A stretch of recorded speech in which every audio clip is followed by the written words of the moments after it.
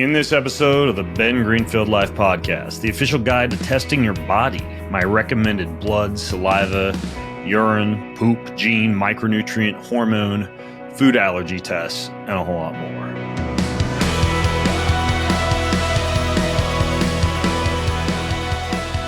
This episode is brought to you by really the best way to nuke zombie cells.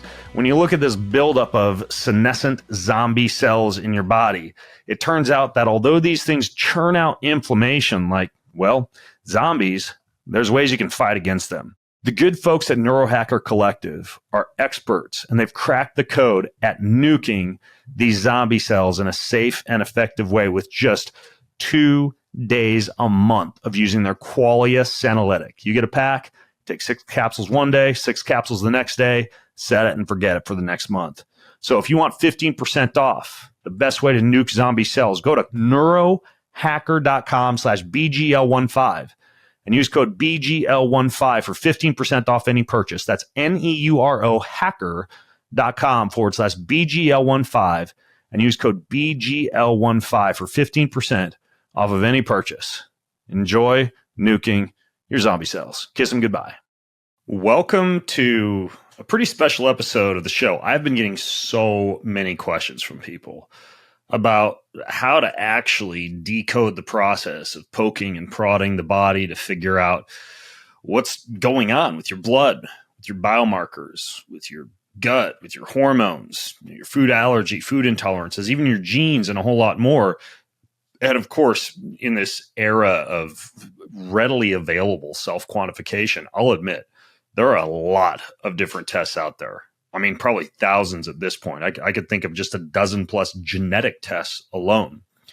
I've been working pretty hard behind the scenes to put together a page that has all of my gold standard recommended tests on it that I come back to over and over again is kind of the test that would be at the top of the totem pole, so to speak, when it comes to deciphering what's going on in your body, giving you actionable information that allows you to actually make targeted nutrition changes, supplementation choices, exercise modifications, lifestyle modifications, biohacks, and beyond. And so that's what I want to get into on today's show. Now, the show notes are going to be pretty juicy. They'll be at bengreenfieldlife.com/testing podcast. And if you go to bengreenfieldlife.com/testing podcast, you'll get access to all of the different tests that I mentioned, resources, additional podcasts, etc. So that being said, I figure we should dive right in.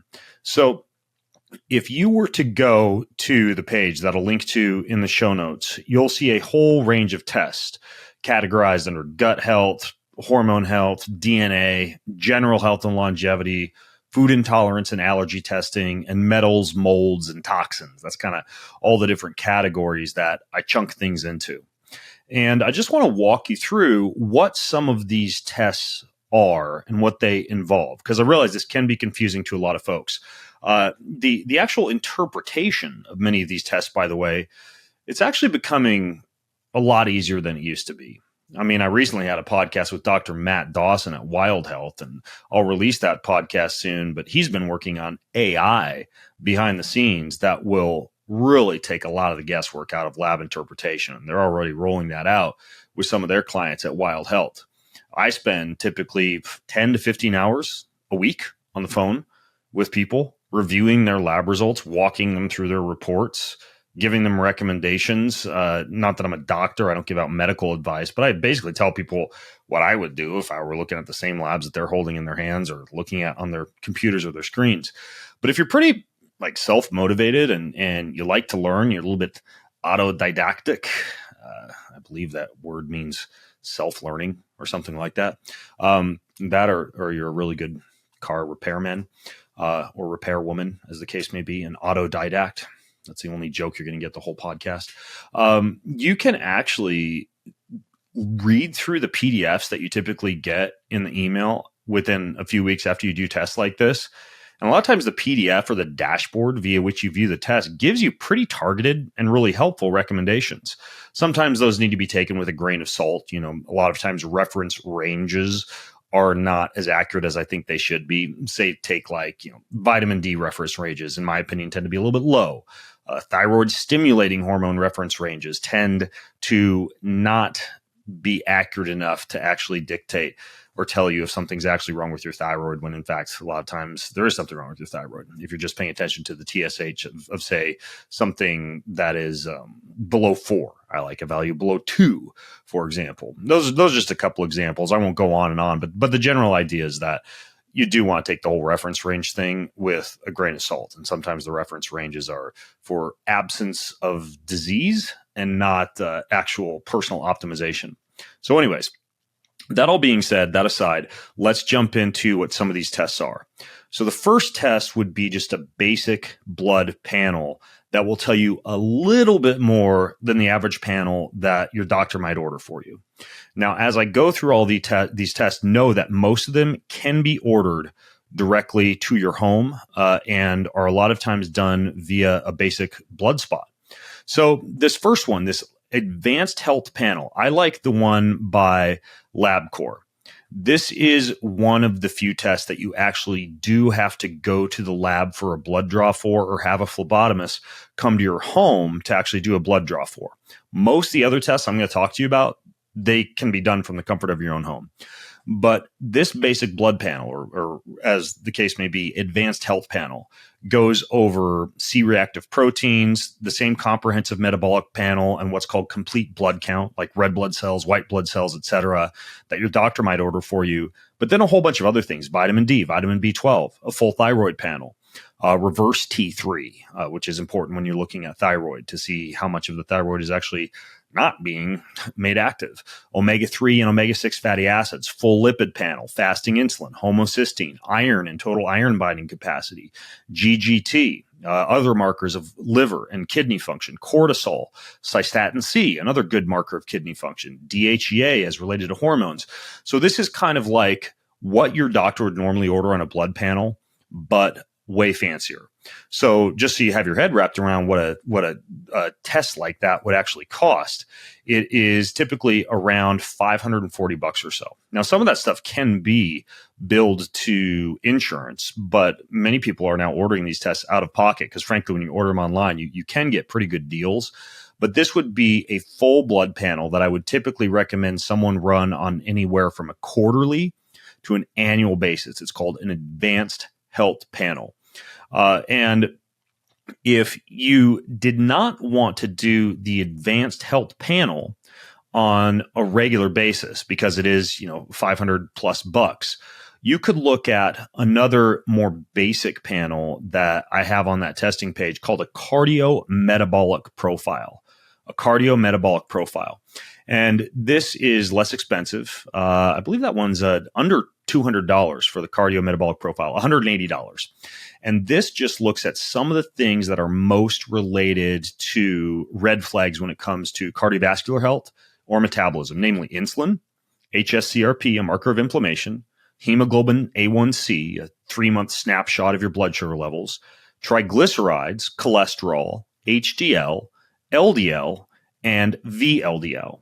And then the other thing that it looks into is your hormone balances like estrogen, progesterone, cortisol, DHEA, and testosterone. It's called a cardiometabolic profile. And as you can imagine, for the $180, it's a little bit easier or easier on the pocketbook, I should say, to order on a monthly basis, or on a quarterly basis without having to eat, rice and beans all year long. But the cardiometabolic profile is kind of like a stripped down baby version of that advanced health panel that I talked about. The only thing I don't like about the cardiometabolic panel is it doesn't measure something that I think is pretty low hanging fruit when it comes to paying attention to your health, and that's vitamin D. And that's why if you go to my lab testing page, and I do all my labs through this company called Rupa, by the way, you'll notice that I have the option for a vitamin D panel. And the basic blood test that I have on that page is basically just the cardiometabolic profile plus the vitamin D. It's $199. So the vitamin D tacks on about $20 onto it. But I think that's pretty smart to measure vitamin D along with some of these other cardiometabolic profiles. Okay, so those are like the basics for blood, but there's a lot more that you can do when it comes to what I would categorize as nutritional biomarkers or micronutrients.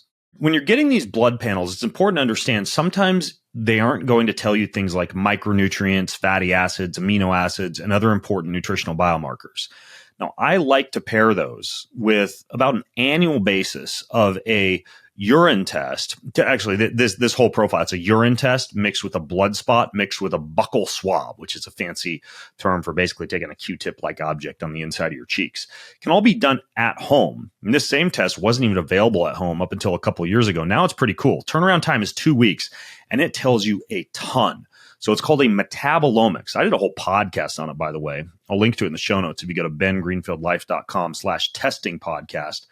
But what it looks at are oxidative stress biomarkers, mitochondrial function, your omega balance, your toxic exposure like lead, mercury, arsenic, cadmium, etc., and then any indications of a methylation imbalance. Now, it's not a genetic test for methylation. It looks at things like arginine, glycine, serine, creatinine, methionine, something called methylmalonic acid. And a lot of these markers would indicate, even if you do have a genetic methylation issue, whether any of this is actually manifesting biologically in your body. So it tests for all of this, all your essential and metabolic fatty acids. But if you want to kind of, in addition to a blood panel, look at oxidative stress, mitochondrial dysfunction, omega balances, toxic exposure, and methylation status, this metabolomics profile is the bee's knees. I mean, I do it on a yearly basis. I learn a ton. And it kind of can give you clues about things that a basic blood panel is not going to tell you. So again, it's called metabolomics with an X, and it's just a small spot of blood, a little bit of urine, and a buccal swab. The other cool thing about this test is it can tell you neurotransmitter metabolites, meaning it'll measure epinephrine, norepinephrine, serotonin, and dopamine. So it can tell you a lot about your brain, especially for somebody who has brain fog or poor sleep. It looks at bacterial and yeast markers. So you could know if you might have a yeast or fungal infection. It looks at these metabolites produced by your gastrointestinal microbiome. Like I mentioned, look at toxins. It'll look at oxalates. You can see if you're oxalate sensitive, if you have a risk for kidney stone formation, metabolic dysfunction related to oxalates, et cetera. Then it'll measure all your amino acids, all your essential amino acids, so you can see what essential and non-essential amino acids that you have that are being synthesized by your body or derived from dietary sources. So let's say you're having a difficult time putting on muscle or recovering, or you get injured frequently. You could literally check in and see, hey, are my histidine levels low? Are my leucine levels low? Are my methionine levels low? It'll also look at all the fatty acids, omega-3, omega-6, omega-9, saturated fatty acids, monounsaturated fatty acids, something called delta-6 desaturase activity, which assesses the efficiency of the enzyme that turns omega-6s into omega-3s. And if you do the cheek swab part of it, it'll also do genetic testing for 4 basic, very important genetic markers: MTHFR, COMT, TNF-alpha, and ApoE. So you're looking at brain health, inflammation, methylation status, and dopamine metabolism when you're kind of combining all of those. So it's a pretty cool, as you can imagine, pretty comprehensive test. It is a little spendier than some of those other tests that I talked about. And I actually need to, got to pull the price up here so I remember that. Yeah, that one's $399. Right? So it's a lot of information. $399 is not bad considering that a test like this used to be like $2,000 a few years ago. But considering you can get all of that within the comfort of your own home, it's definitely one of those ones that I tend to recommend pretty frequently. Okay, so then we move on and we go to what I would consider to be another very important test. Now, this is related to the gut. It's important to understand that there are a lot of gut testing companies out there that look at the DNA of your gut, like, say, Vitract or Viome or Thorne. And these are actually assessing the genetic profile of the biome in your gut. Those are helpful. They can look at bacterial imbalances. They can predict the amount of metabolites that your gut is producing. They can look at the type of foods that you should or should not be eating. But what I like about a test that actually goes in and analyzes not just the DNA, but the actual metabolites in the gut is that you can get a really, really good picture of yeast, fungus, bacteria, even as nasty as this is to think about, parasites. And I'll admit it, this test is not pleasant. It's a 3-day Genova Diagnostics stool profile. And yes, that involves pooping into like the equivalent of a hot dog tray for 3 days, taking a little spoon that it comes with, putting it in the little tubes that it comes with, shaking them up, taking your poop, putting it in the refrigerator, rinsing, washing, repeating for 3 days, especially that rinsing part, folks. Wash your hands. And then once all of that poop is collected for 3 days, you take the prepaid FedEx shipping package out of the refrigerator where your family has been having to stare at your poop, or at least your packaged poop, for the past 3 days, and you ship it off. But it's worth it, in my opinion. It is definitely worth it. So the cost of a test like that, the Genova Diagnostics gut panel, is, let me make sure I've got this one pulled up for you. It's $495. Okay, so I don't do this test frequently. Obviously, I'd be spending thousands of dollars a month or a quarter if I were to do all these tests. But this is another one I'll do annually, or if I come back from hefty travel and my gut's just feeling messed up, and I don't know if I've had a parasite, or I don't know if I have a fungal infection, or if I'm symptomatic and it's concerning me, I'll do a test like this. But basically, it tells you inflammation. So it'll look at things like blood in the stool, calprotectin, eosinophil protein, secretory IgA. It'll look at maldigesting, meaning your pancreatic enzyme production, how well you're doing breaking down proteins, fecal fats, which is, yes, how much fat is in your stool. Are you a floater or a sinker? Dysbiosis, meaning the actual balance of the bacteria in your gut. The need for prebiotic or probiotic support, the need for antimicrobial support, even like which parasites and little critters you have in your gut and which herbs or pharmaceuticals those might be sensitive to for an eradication profile. So as you can imagine, you can learn a ton from a test like this. And the other thing that I like is that it will go in and basically give you a profiling of all of these different bacteria. So you can see what's balanced, what's imbalanced, how you might need to adjust your diet, whether you need to take a probiotic, foods you might want to avoid, foods you might want to include, etc. Like the profile I was recently looking at last week for a client, they showed a 10 for inflammation, high need for inflammation modulation in the gut. And the actual report itself said, use slippery elm bark, use aloe, use DGL, which is a form of like a licorice acid, zinc carnosine, glutamine, quercetin, turmeric, omega-3s, and then do a food sensitivity test to ensure that there were no food allergies in the diet. And I'll tell you what my favorite food sensitivity test is here shortly. But as you can imagine, that's a ton of super useful advice by just looking at the report. And it ranks things on a 1 to 10 scale in terms of how much support you would need for different areas of your gut. So again, that's the Genova Diagnostics GIFX panel. Fantastic test for the gut. Now, in addition to that, I would say the second most important thing to realize with the gut is a ton of people have small intestine bacterial overgrowth, Now, in a nutshell, that is a syndrome that's characterized by an increase in the number or the presence of atypical microbiota in the small intestine. It's kind of nasty to think about, but it's basically all the stuff that's supposed to be in the large intestine, or a lot of it winds up in the small intestine. You get gas, you get bloating, you get constipation from the gas buildup, and you typically have a real sensitivity to foods like wheat, garlic, onions, apples, stone fruits, melons, a lot of these fermentable, not fermented, but fermentable carbohydrates, so-called FODMAPs, fermentable, what's it stand for? Oligosaccharides, disaccharides, monosaccharides, and polyols. I think I got that right. Some gastroenterologist is probably going to slap me on the wrist for mispronunciation. But the SIBO test is a breath test in which you get this kit sent to you and you breathe into these tubes like every 20 minutes or so for a couple of hours. And it measures the rise of hydrogen gases that occur over time that would indicate that you might have SIBO. It'll also measure the methane that's produced over time, the CH4. Carbon with 4 hydrogens, methane, following the ingestion of a little drink that you drink right before you start all these breaths. So you're actually drinking lactulose. And yes, that will break your fast for those of you concerned about doing a SIBO test in a fasted state. But it's worth it because you actually, if you have gas or bloating, this is an important test to take. And it tells you some things that other test I was talking about, the GIFX test, can only give you clues about, but the SIBO test can give you a much, much more targeted evaluation. So it's a breath test. It's mailed straight to your home. Takes about 90 minutes to do. When I do it, I'm just going about and doing my regular things. And when the timer goes off to do my next breath, I breathe and then it gets shipped off and that's it.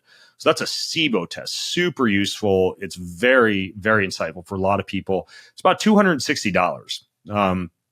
And it'll include recommendations on which foods to eliminate and which foods that you can keep eating based on the methane and the hydrogen that you're producing during that test. Okay, next up is a thyroid panel. Now, the reason I have this included as an available test, and again, I'll link to all these at bengreenfieldlife.com/testing podcast, is because sometimes you don't want to pay all the money for a blood test because all you're wanting to do is just track the thyroid. And in this case, the test that I've chosen for the thyroid is not that fancy. It's not that expensive. It's about $175. And it looks at your TSH, so your thyroid stimulating hormone. How good a job is your brain doing telling your thyroid to produce hormones? And is it being upregulated or downregulated by the response of your thyroid gland? Your free T3 levels, your free T4 levels, and then your thyroid antibodies. And the thyroid antibodies are important because a lot of disorders of the thyroid gland are frequently caused by autoimmune reactions to certain foods, like say wheat or nuts or dairy or soy or eggs, sometimes nightshades.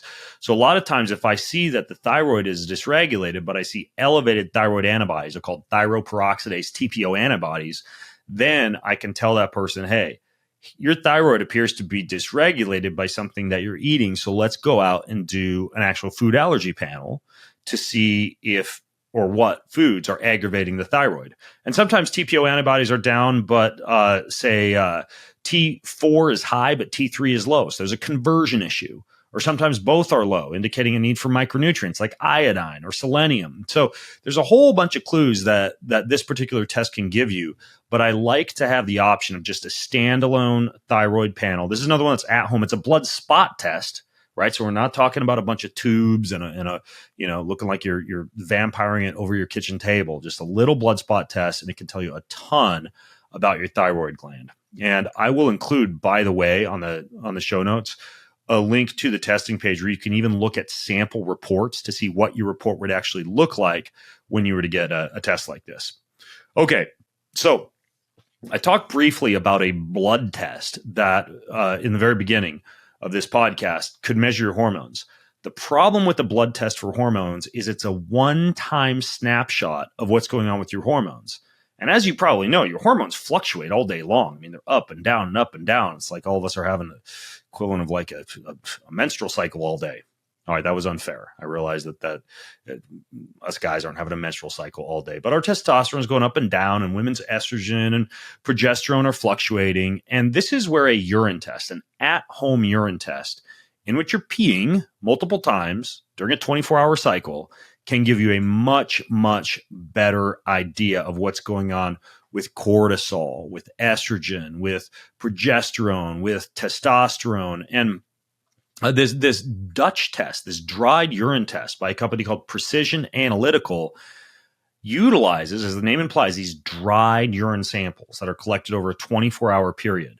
Now, what I like about this test is it's not just going to look at major hormones like estrogen or cortisol or testosterone, but it also will look at the upstream and downstream metabolites of those hormones. So let's say, I don't know, let me think of a good example. Your cortisol is high, and you can do a blood test and find out that your cortisol is high, but is it high because you're producing too much cortisol and the precursors to cortisol are elevated? Is it high because you have poor thyroid function and you're clearing the cortisol inadequately? Is it high because there's some kind of a low count of something else, like low testosterone or low DHEA or something like that? Is it low because you have low levels of progesterone or pregnenolone or something like that? So this Dutch test can just tell you a whole lot more than what a basic blood panel will tell you. And anybody who is struggling with energy levels, with libido, with sexual function, with erectile function, with workout recovery, with building strength, with losing fat, getting a really, really thorough and timely view of what's going on with the hormones and the upstream and downstream metabolites of those hormones is a reason why I really like the Dutch test as one of the main tests for hormones that I feature on this testing page.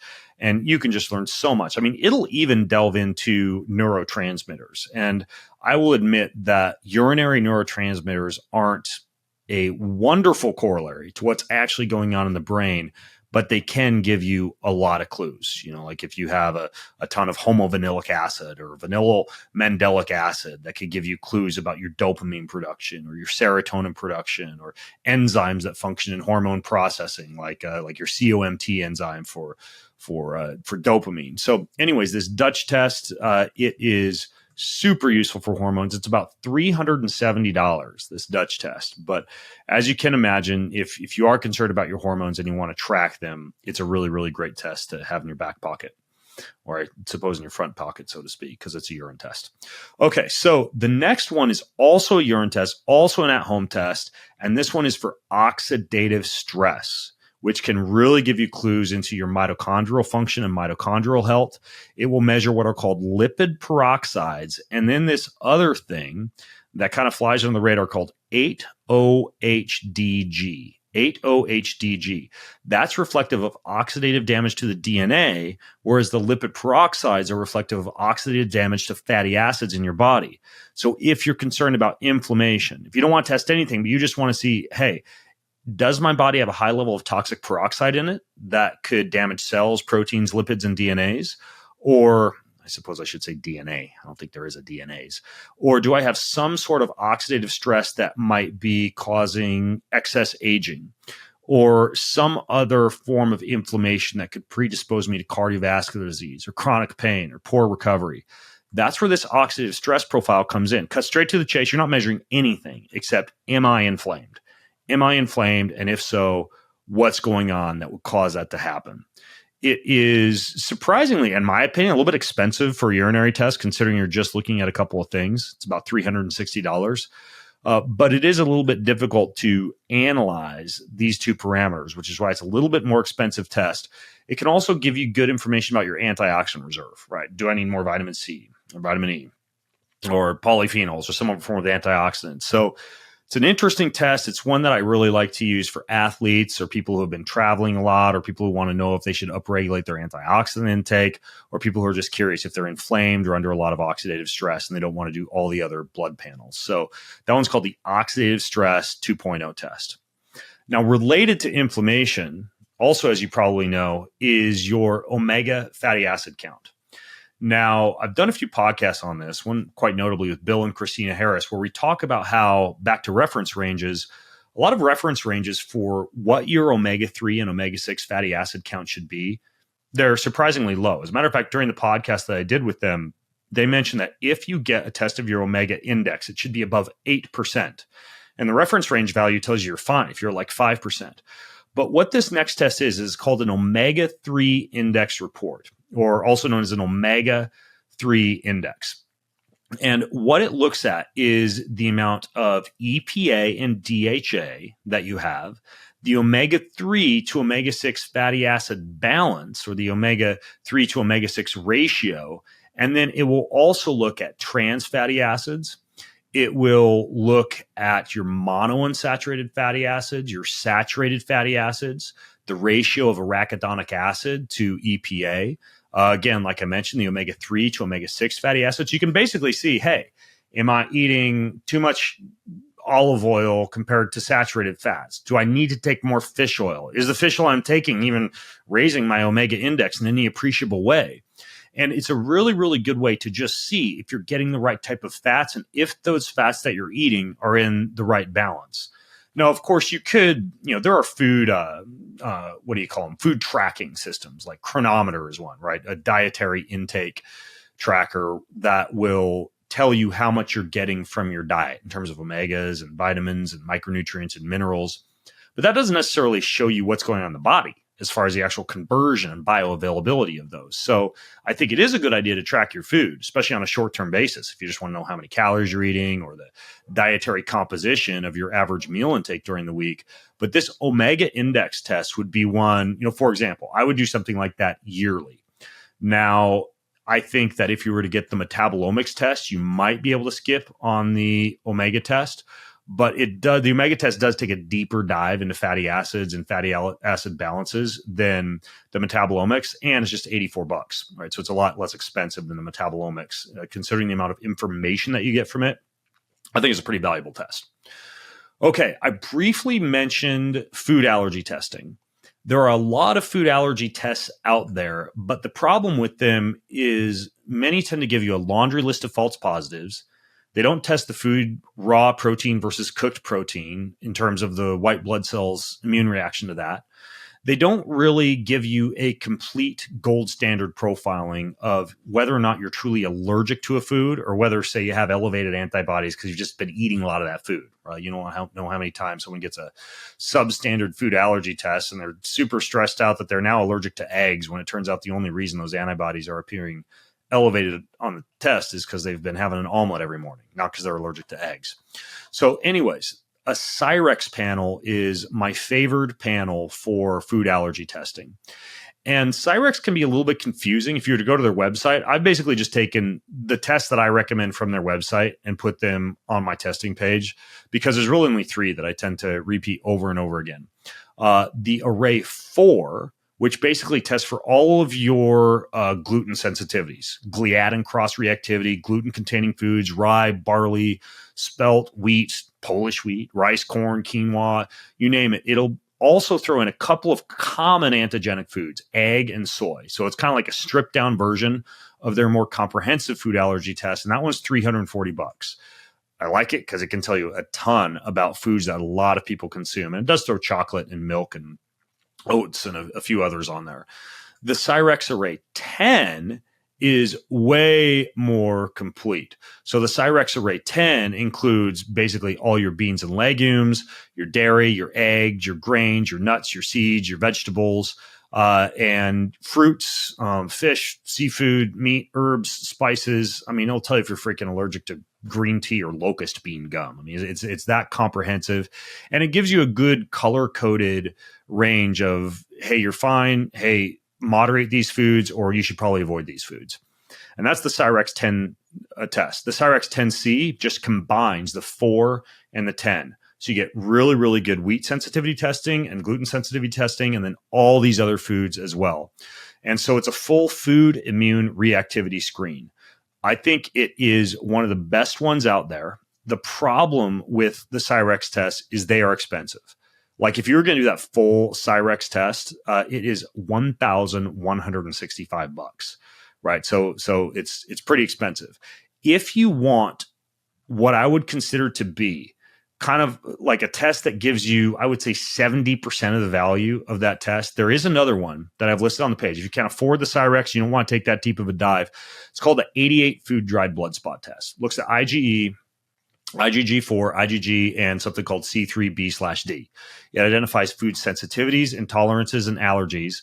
It's $420 compared to being over $1,000 for the Cyrex, and it does tell you a lot. I mean, like, eggs, coffee, cranberry, garlic, ginger, walnuts, cocoa, grapes, squash.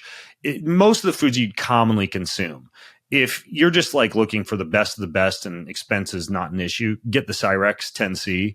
But if you want something that's just going to give you a pretty good idea, the 88 Food Dried Blood Spot Test is a good option. So when it comes to food sensitivity and food allergy testing, those are some of my preferred go-to tests. Then we get to the next issue that a lot of people are concerned about these days, and that is mold and mycotoxins. Well, it turns out that you can test mold and mycotoxins from the comfort of your own home. Oh, and I forgot to tell you about the Cyrex test as far as whether that's an at-home test. That one is a lab test. It's a lab test. So you either have to have a phlebotomist come to your home, or you have to go to a lab to get that one done. So just an FYI. Whereas the infinite allergies test, that other food allergy test that I talked about, that one is, remember, that one's at home. Yeah, it's a blood spot test at home. So a little bit more convenience with that at-home blood spot test versus going to the lab too when we're looking at food allergies. But anyways, urine at-home mold and mycotoxin test, incredibly helpful. It is called a mycotox profile. It looks at ochratoxin, gliotoxin, mycophenolic acid, all the different molds and mycotoxins that can cause oxidative stress, 11 of the most common. And then it will give you a rundown in the report about what to do about those. Like, let's say you test high for trichothecenes, right? And you'll find out as you read the test that those are found in board and wood and wallpaper and water damaged buildings. They can be found in corn and popcorn, wheat flour, buckwheat, sorghum, and oats and breakfast cereals as well. And they can cause inhibition of protein synthesis because of the reactive oxygen species that are produced by them. And then it will give you clinical insights. It will give you recommendations, and it'll just basically give you an idea of where you might have gotten exposed to this mold or mycotoxin and what to do about it. And so I really like this as something for anybody who's suspected they've been exposed to mold and wants to actually check and see if that's really the case to get. It is $335 for the mold and mycotoxin panel. Now, that of course is not going to test for metals, right? The other kind of component that you want to bear in mind. And while you could certainly get something as simple as like a hair tissue mineral analysis, if you really want to assess a little bit more completely what's going on with metals, there's one called the mercury tri-test. The one to be the most concerned about is mercury. And the thing is, when you look at mercury, there's two different types of mercury. There's methyl mercury, which you mostly get from seafood or amalgams, basically in the mouth. And then there's inorganic mercury, which is a much more toxic form, which you might get from, I don't know, like a broken light bulb in the garage or brake dust or, God forbid, tainted water. So this mercury tri-test, which was developed by Quicksilver Scientific, it'll look at methyl mercury and inorganic mercury, give you a full, super accurate account of those, and then tell you what you need to do as far as the type of things you can do to get rid of that mercury. It's urine, it's hair, it's blood. And because it's a pretty complicated test, the urine and the hair you do at home, and then the blood you have to go to a lab to do or have a phlebotomist come to your house to do. This is not a test I recommend for everybody. This is the test that I'll recommend for people who are showing symptoms of metal toxicity, or some of the other labs are coming back indicating that there might be high mercury. This test can give you a really good rundown of what kind of mercury it is and then what you can do about it. So it's called a mercury tri-test. And this is, again, one that you'd get if you're really concerned about mercury. It's $275. But that and the mold and mycotoxin test that I mentioned, those are kind of like the two that I recommend if you actually want to see how toxic your body is, so to speak.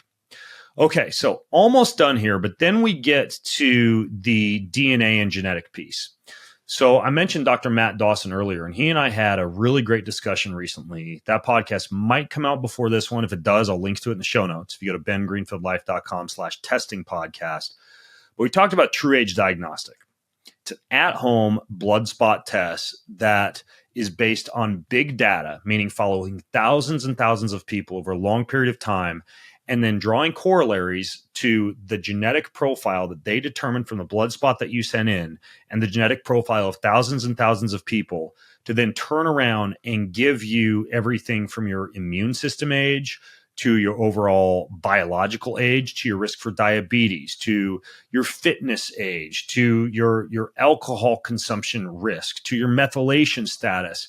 It is a very insightful report. And as a matter of fact, based on what's called large predictive data models, you can actually eventually imagine that this test might be one of the only tests that you actually need to get, which is kind of exciting. And we're probably years down the road from that. But the science is moving pretty quickly. And this true age diagnostics test, you hear about all these different biological aging tests and all the different ways of measuring rate of aging and pace of aging. This is the top of the totem pole. This is the best, most verified test based on what's called Dunedin pace data. And it's the one that they're using in the Rejuvenation Olympics. It's the one all the big biohackers and tech entrepreneurs and billionaires are using to monitor their biological pace of aging.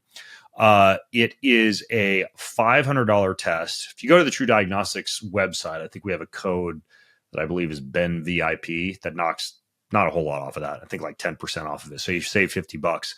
But basically the true age test is, I would consider to be the best test if you want to find out what your true pace of aging is based on what are called epigenetic biomarker proxies.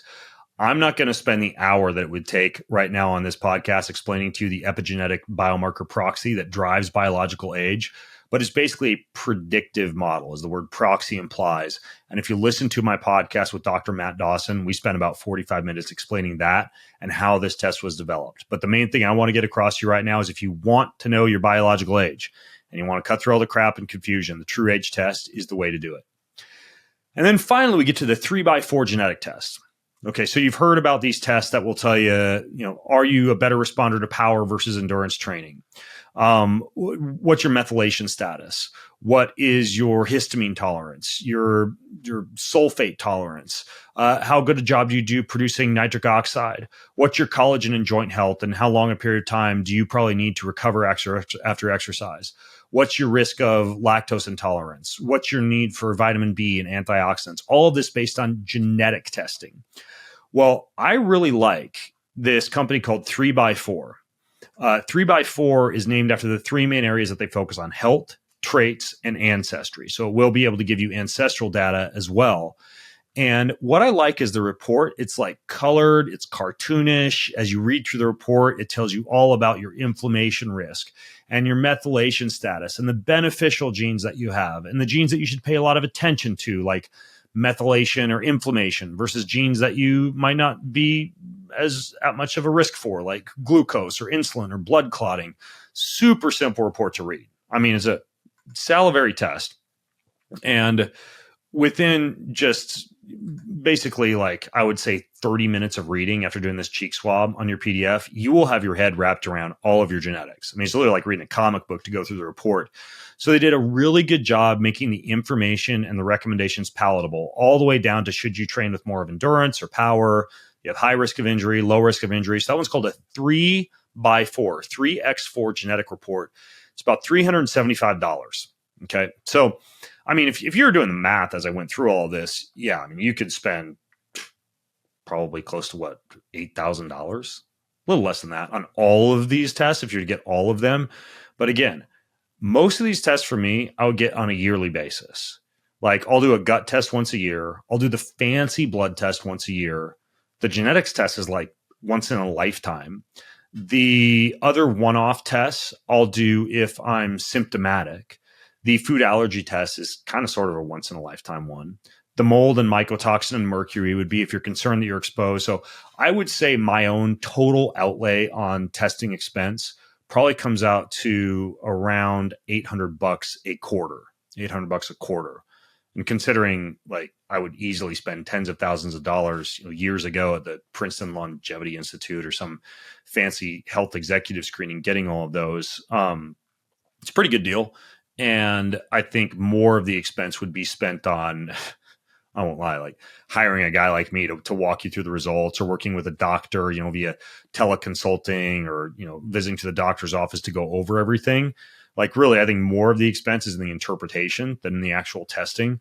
But again, like, a lot of these tests, I mean, maybe it's just because I like to read and I like to look up new words that I don't know on my Kindle and Google them and see what they mean, and then come back. Like, what was I reading last night? It was the word uniformitarianism. And I'm reading a book with my sons, and I thought, gosh, I don't even know what that means. I'm going to have to look it up. This doctrine that states the physical, chemical, and biological processes that are currently at work on and within the earth have appeared with general uniformity over a period of time. That's uniformitarianism. And honestly, it's kind of related to this podcast, because the absence of uniformitarianism in the human body is why we test. There you have it. The biggest word I'll use all day. So anyways, that's really what I wanted to do in this show, was just decode all these tests for you and walk you through why I recommend certain tests and why certain tests do or do not appear on my own recommended lab testing page at Ben Greenfield Life.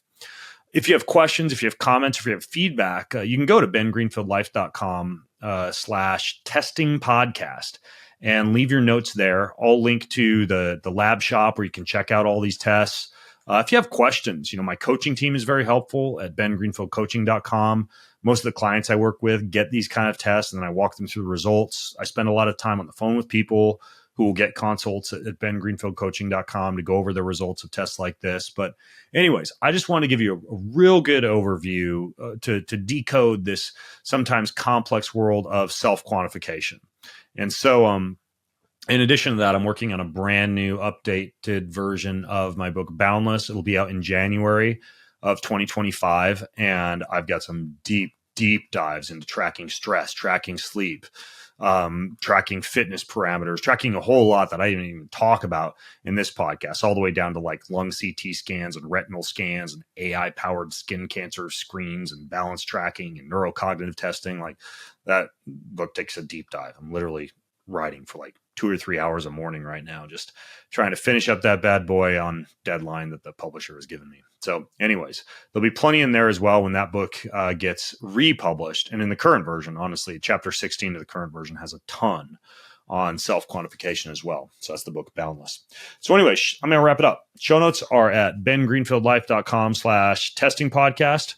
Bonus points drinking game if you can use the word uniformitarianism in a conversation today.